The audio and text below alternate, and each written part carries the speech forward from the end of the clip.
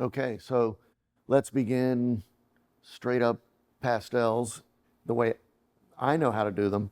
And like anything that I've been showing y'all, this is just one way, and it's the way I know how to do it. And it's not the way I learned. I learned by emulating Degas specifically, and then later, kept kind of working with it. Like I said, I was not a fan of pastels originally. I love to look at them. I love to see what other people do with them, but it always felt like fingernails on a chalkboard for me until I got to the Illustration Academy and working with Mark English and watching his process, which I have sort of embraced and then changed to fit my own uh, working methods. So here we go. So I've called up an image from the New Masters Academy library of images, figure work. And again, I'm working from photo reference and not from life. So that brings with it a whole different sort of sensibility in many ways. I still draw the same way, but the time stricture of a drawing from life is very different from me, like being able to sort of, take my time and do other things here. But let's just see what we get. It'll be fun either way. Okay, so I've got the two pastels that I mentioned that you should get, which is burnt umber or sepia or Van Dyke brown and Naples yellow light.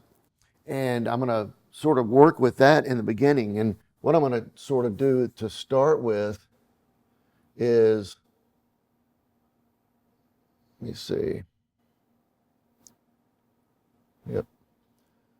And let's see again, after having worked with the new pastel tacks, I got to get these going because I've destroyed a couple of edges trying to peel off their goofy deal.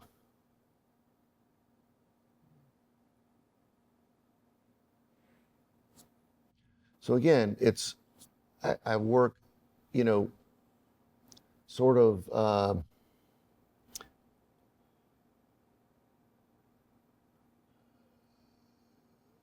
in I'm not drawing right now.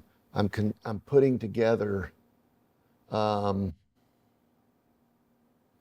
shapes to then tweak as I work.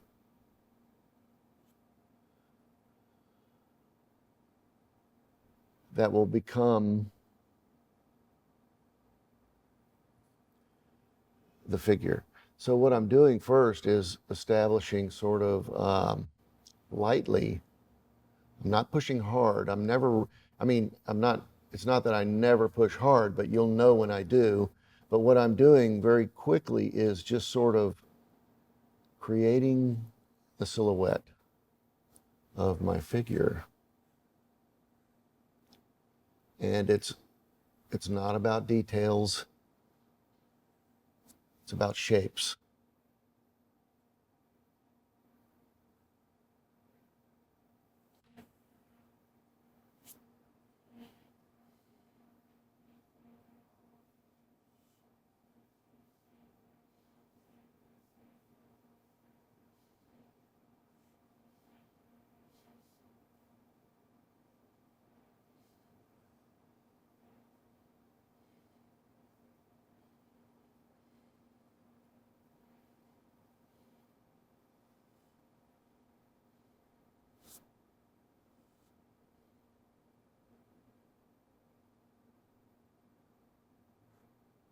So I'm using the pastel as a chisel in a way.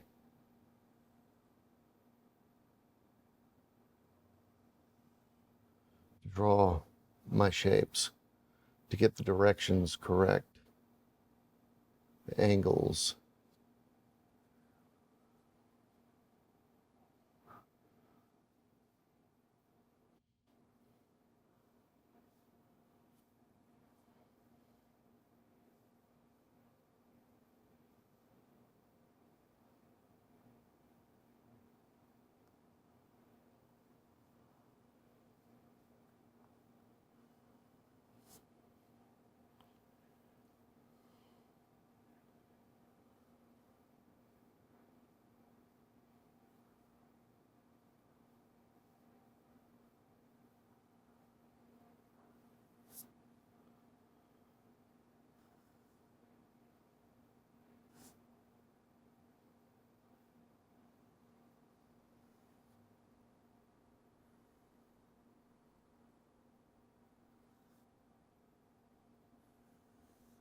You may wonder why, like, I'm sort of working with a silhouette, and I'll do another one where I maybe don't approach it in this way, but what I find is that having this sort of darker base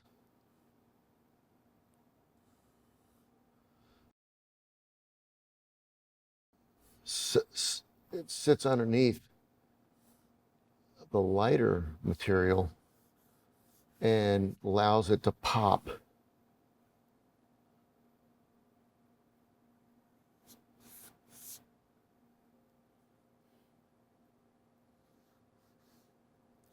So even though, but you see, I'm not like pushing real hard. I'm putting this down fairly lightly. The harder stuff will come later when I'm like really nailing down the sort of the finish and where I want serious edge and serious contrast. You know, so I'm hitting it. And what's going to help define that arm too is the darkness of the hair coming in. And I may come back with, you know, a darker pastel, like something much darker than this, to kind of kick it even more.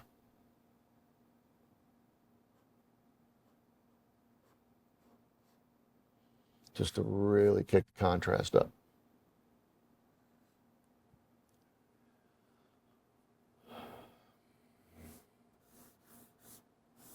And again, I have a whole stack of this paper underneath the one I'm working on because that creates a smoother texture.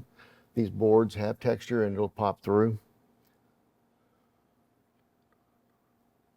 And the cool thing is too, like, I mean, unless I'm going to try and keep this silhouette that I've got, you know, the overall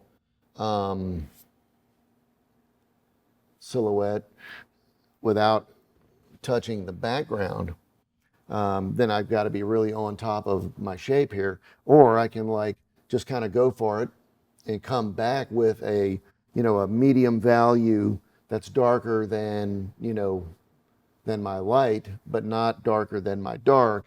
And I can like chisel and refine that form, that contour of my figure. So I've kind of got this setup here, and now I can come in and start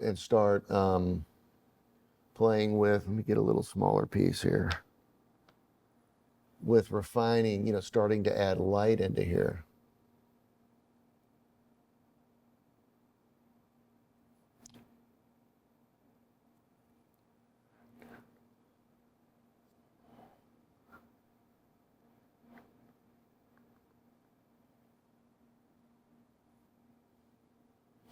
So again, I'm being very aware of the angles of the pastel.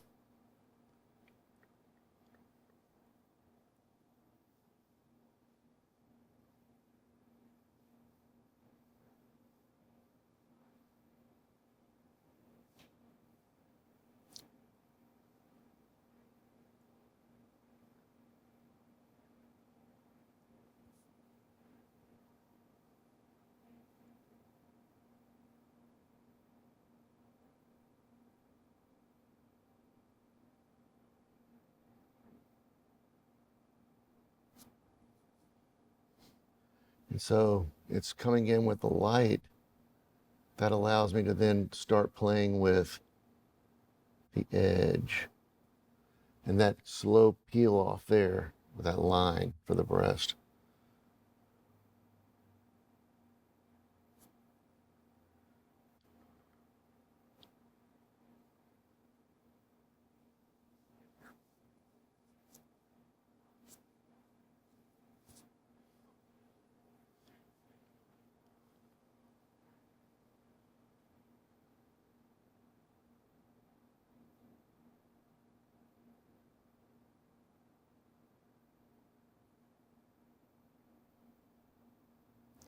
And of course, if I really screw up, I can always come back and tweak things out, going the other way, bring in dark back if I need to.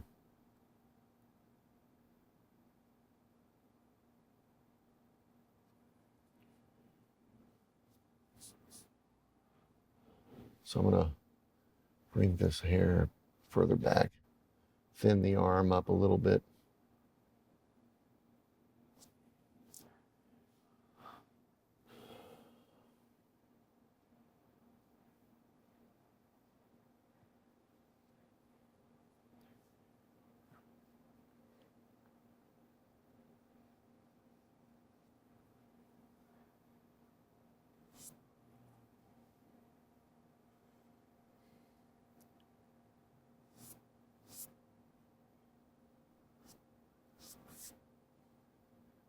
And we know there's that core shadow running through here.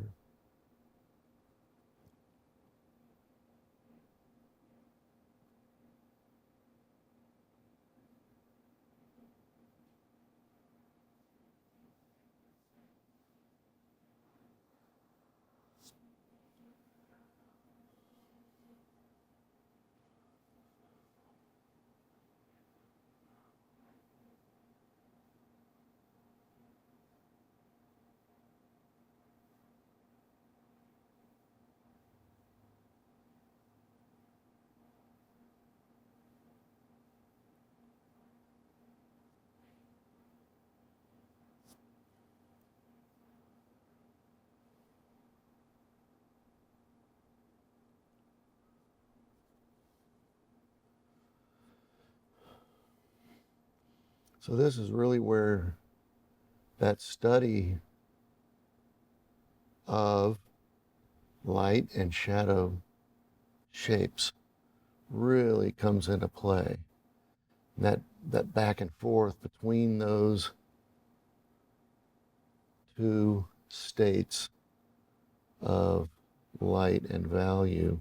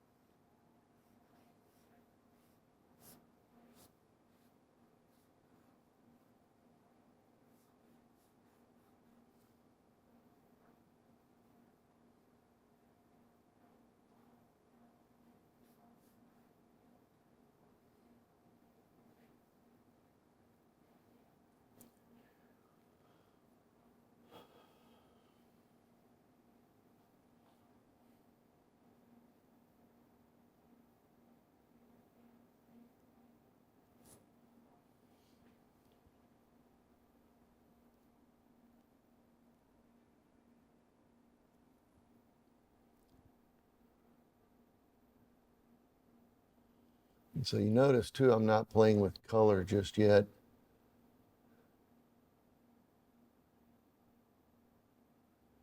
I'm just getting all my ducks in a row here.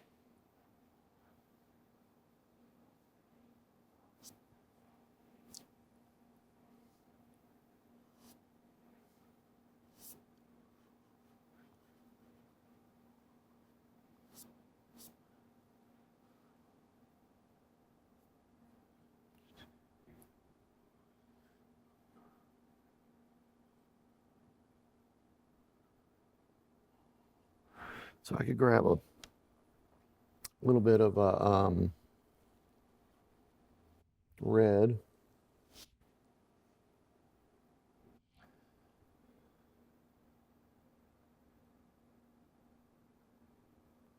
And this again, see, I was going to show you that actually. So this is that stick. And I've been talking about, you know, when you buy them, you break them. And this one is harder to break than, say, something like this. And what happens is it's not quite as, it doesn't transfer the pigment as easily. It's stiff, which can be sort of a pain. Or if it's real hard to break, you can hardly get any pigment off of it at all. It's crazy. So one solution I found is to get yourself, you know, like a one of those sandpaper boards for pencils, and just whittle it, you know, and you might get down to a softer core. So I need an edge. So let me grab something a little bigger here.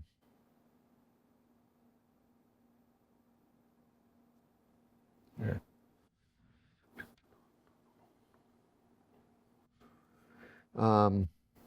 Okay.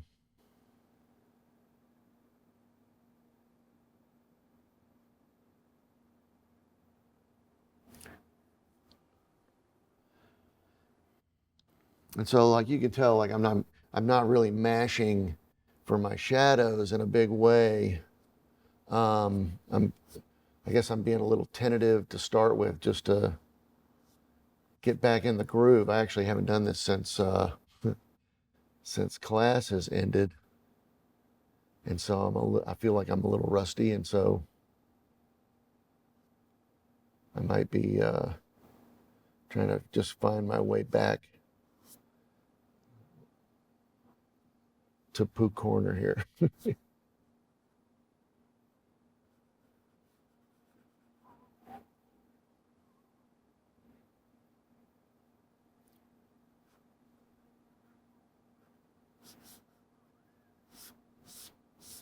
beauty is you can just sit here and layer, you know.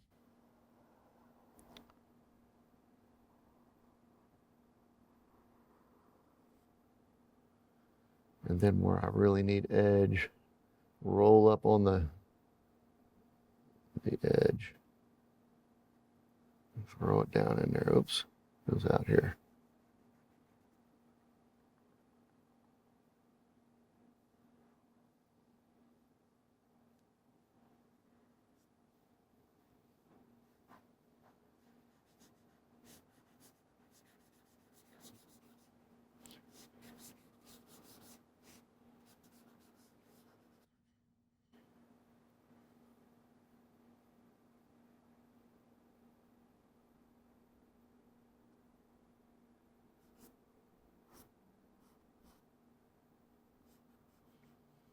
But the more that you, oh, I'll wait.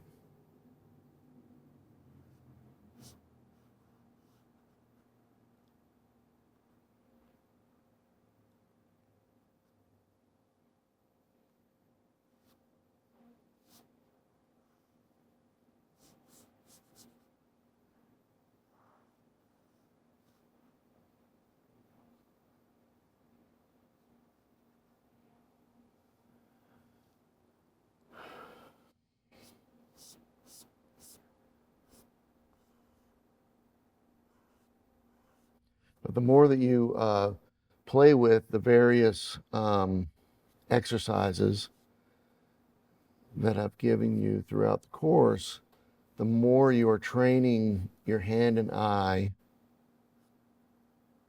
to work together, and you will get much greater, much better at proportion and all, and shape.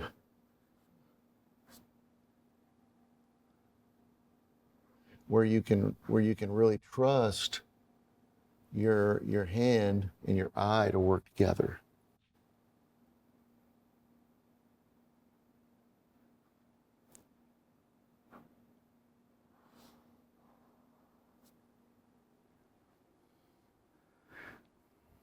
So let's see, we've got our red. Let me drop that in here. See, I can drag over. If it was softer, I could really do a very subtle dry, quote unquote, dry glaze over this.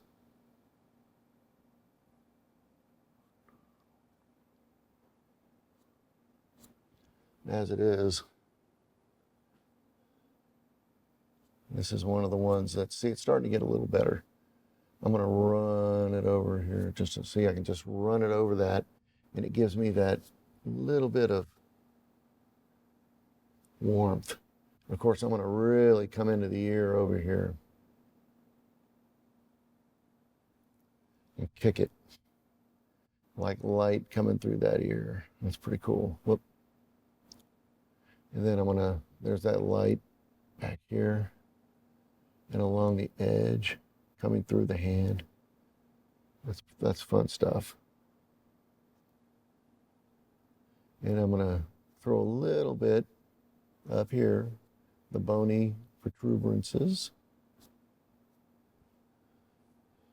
and along this. So I got some work to do up in here. That's okay.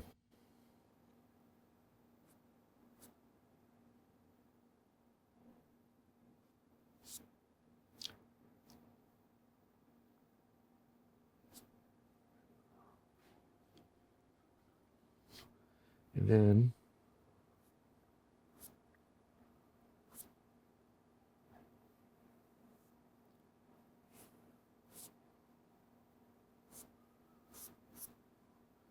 you can see how that brings these knees forward. Put a little warmth in here. And then I can also take, I don't know, let me see what we got here. That's too dark. That's going to be too light. This might be all right. So this is pretty bright, but if whoa, I gotta see it's, let me soften it here. There we go. So I got rid of some of the edges. And it's just slightly blue. And that's going to help turn some of these forms. See, I can cool all this down by just lightly, just barely touching the surface.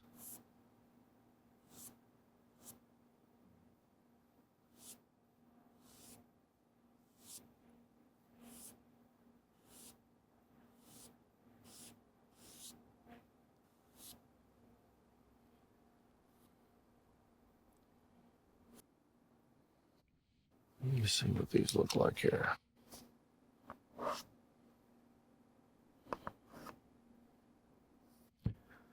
Well, let's try this, I guess.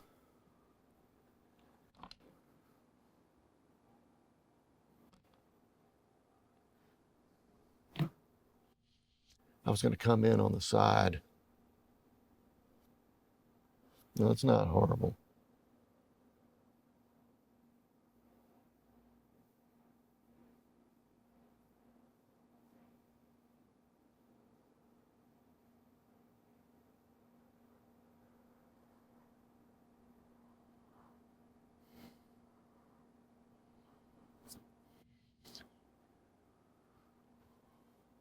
Something deeper would be nice, but not too much deeper than this. This is what I got.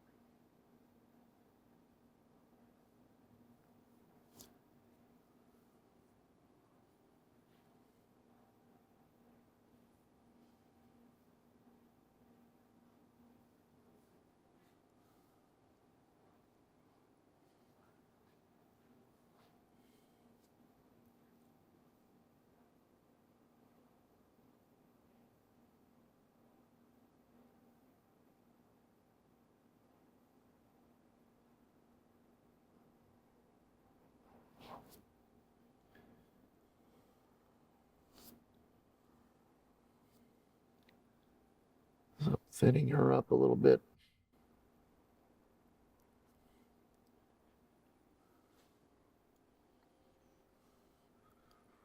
And then the thing that could really set it off is bringing, giving her really dark hair. Could be nice.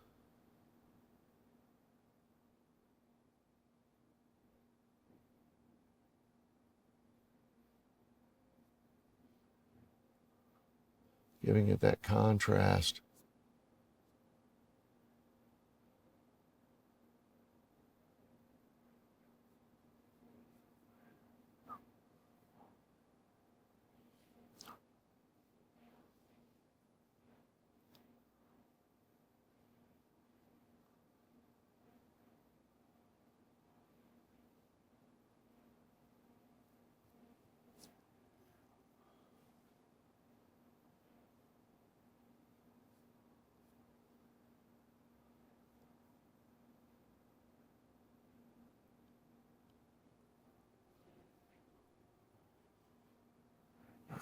Okay.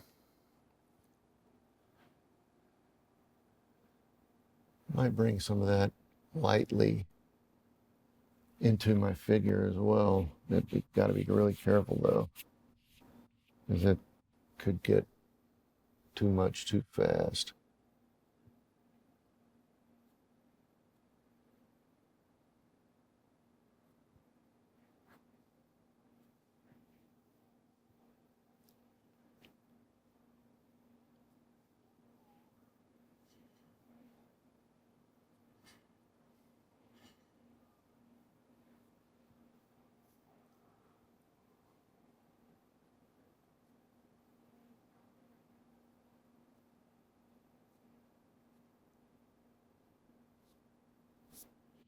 Again, this sort of dry glazing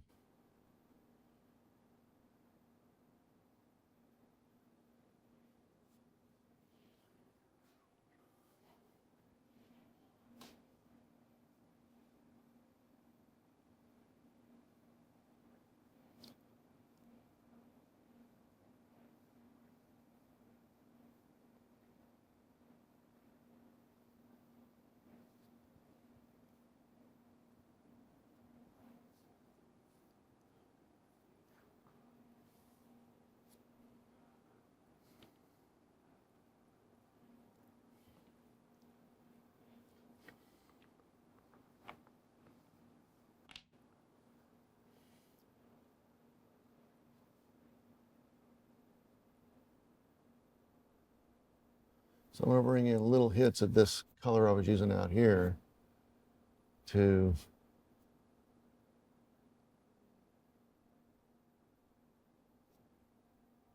let it be turn some of the forms with the cool a little bit.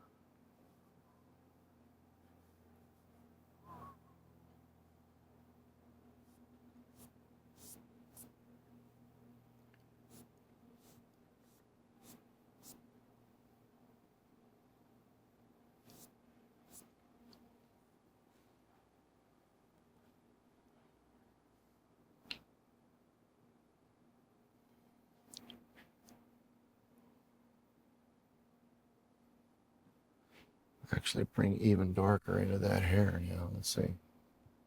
Well, maybe not. No. Okay.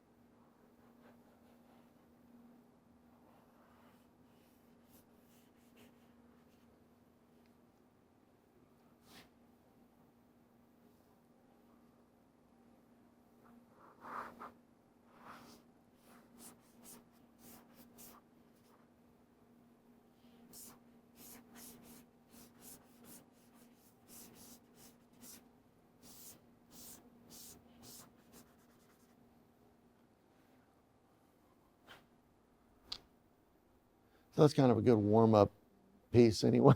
It's not as, I mean, it's a, you know, it's a good warm-up. Let's see.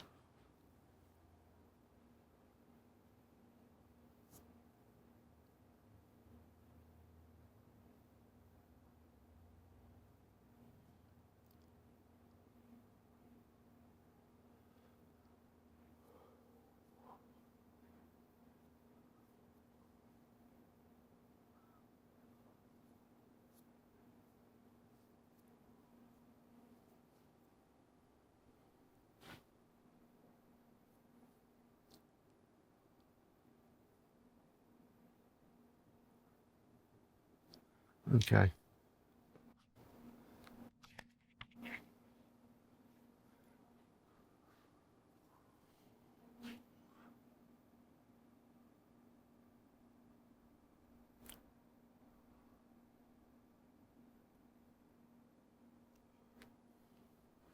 So that's not a bad warm-up for pastel.